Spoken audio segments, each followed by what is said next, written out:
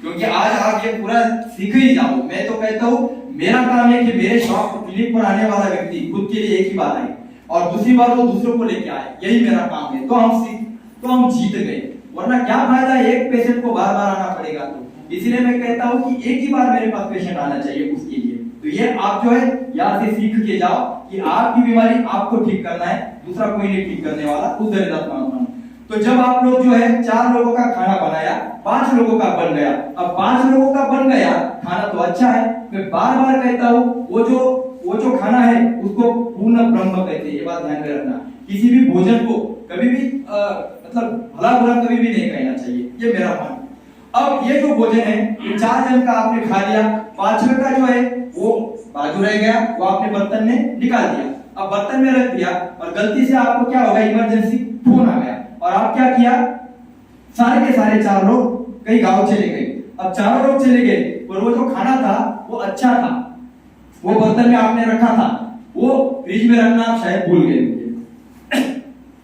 और जब आप 2-3 दिन के बाद आकर देखते हो तो वो खाना जो है वो क्या हो गया, आने के बाद सड़ गया। और उसके भीतर क्या होगा, दुर्गंध आएगी, बैक्टीरिया आएगा, वायरस आएंगे, कीटाणु आएंगे, मक्खियां आएगी, चींटियां आएगी, जो भी आने आने दो, क्योंकि वो आए।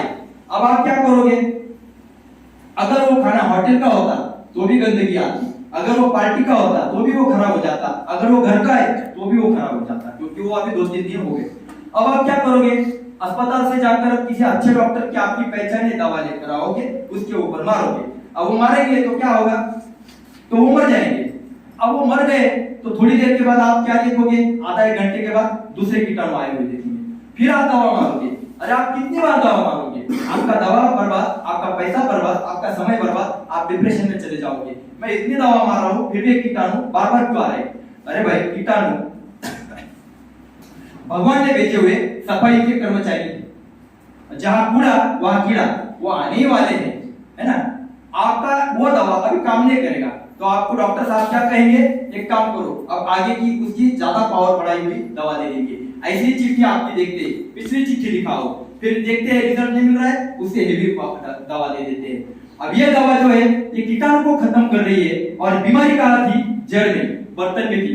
अब आसान तरीका क्या था, बर्तन में जमा हुआ जो भी कुछ कूड़ा कचरा जो भी हो गया है उसको फेंक दो, बर्तन को साफ करो।